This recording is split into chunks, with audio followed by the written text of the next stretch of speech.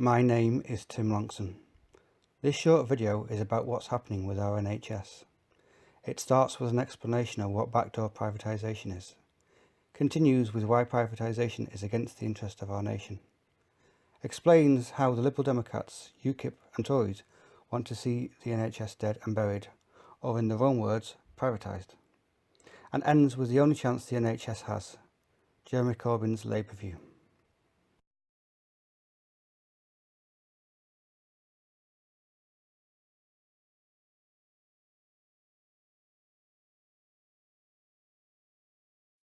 There's a standard way of privatizing something, like when Margaret Thatcher wanted to privatize the British railroads.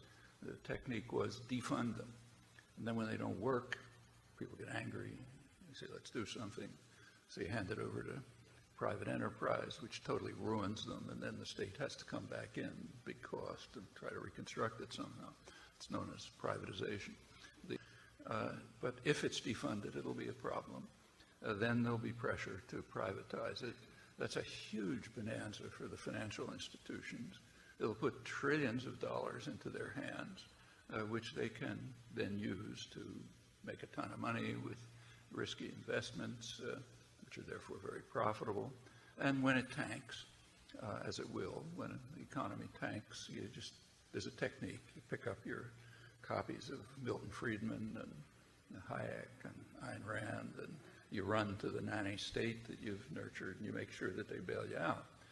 That's really existing capitalism, and it means that the scam can go on.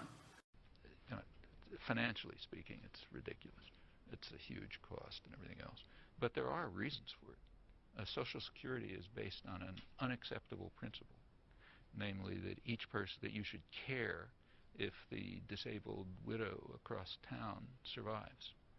And you're not supposed to care about that. You're supposed to care about whether you have enough pairs of shoes and stuff like that, and, enough cars and video games or whatever it is. That's all you're supposed to care about. So you got to privatize Social Security. Also, another advantage to privatizing Social Security is that it has the brilliant consequence of turning working people against their own interests. Because if your pension is tied up in stocks, you want to make sure those stocks go up. And the way those stocks go up is by cutting wages and reducing working conditions and, sending jobs to, Chinese sweatshops and so on. So as a working person, you have to be committed to undermining your own interests. And that's important. So for reasons like that, you want to privatize Social Security and privatize water and schools and everything else.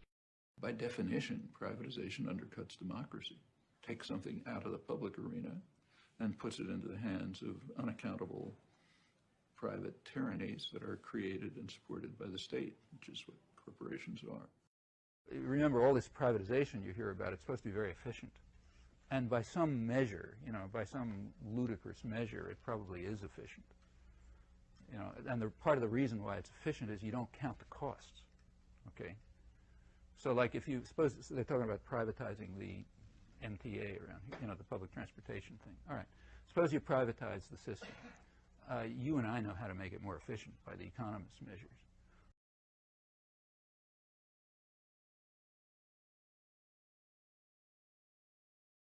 You throw out union workers and you get temps for half the price.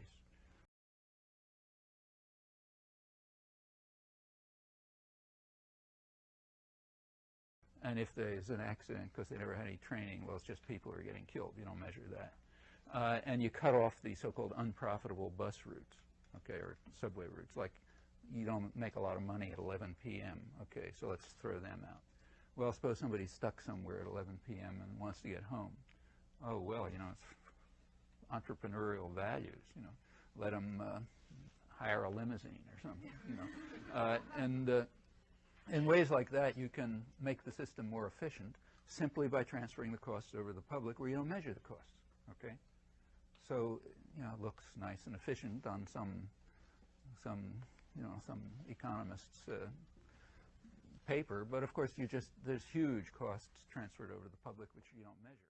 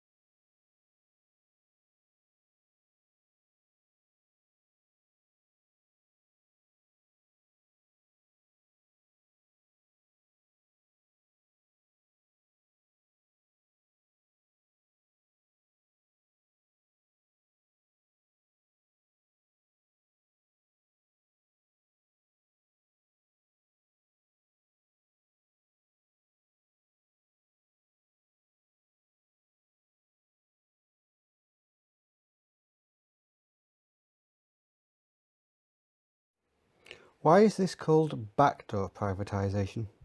Because from the front door, the government appears to be putting in a reasonable amount of money. But when you factor in what they're actually forcing the NHS to spend their money on, it's not even close. So of course it appears to be failing. If you give it a certain amount of money, but then force it to spend even more on your preferred suppliers, that's backdooring.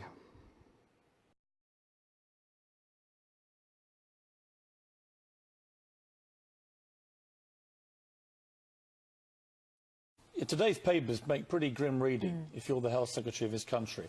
The Sun, killed by mouth. 2 die in NHS each day of thirst or starvation. We have the Red Cross saying we have a humanitarian crisis in our NHS. We have the Worcestershire Royal Hospital, where apparently one person died last weekend from a cardiac arrest after waiting 35 hours on a trolley. A second had an aneurysm and died despite treatment after a similar period on a trolley. This is a guy called John Freeman here.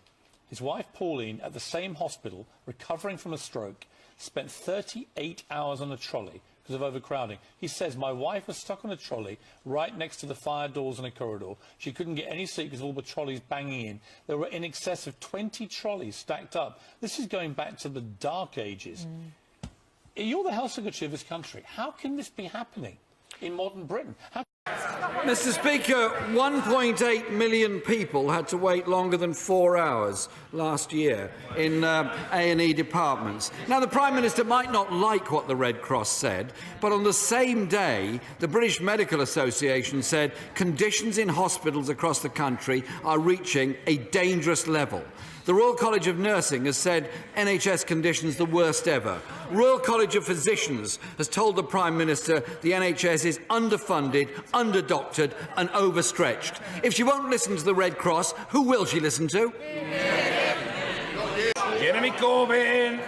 Mr. Speaker, she seems to be in some degree of denial about this and won't listen to professional organisations who've spent their whole lifetime doing their best for the NHS. But can I ask her if she'll listen to Sian, who works for the NHS? She has a 22-month-old nephew. He went into hospital. There was no bed. He was treated on 2 plastic chairs pushed together with a blanket. And she says one of the nurses told her sister, it's always like this nowadays, and she asked a question to all of us. Surely we should strive to do better than this. Does the Prime Minister and the Health Secretary think this is an acceptable way of treating a 22-month-old child needing help? Shameful. I accept there have been a small number of incidents where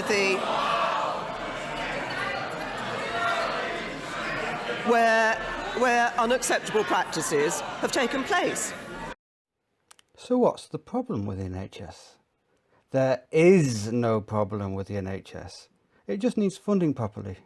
And it needs to be stopped being forced to be using preferred suppliers which just rip them off. Jeremy Corbyn has promised that, if Labour gets elected, he will 1. End healthcare service privatisation and bring services into a secure, publicly provided NHS. 2. Integrate the NHS and social care for older and disabled people. 3. Ensure parity for mental health services. 4. Renationalise the NHS. Stop the privatisation of the NHS, first introduced in the late 90s and now aggressively pursued by the Tories. If you love your NHS like we do, vote for Jeremy Corbyn's Labour in every election poll, and together we can win. Thank you.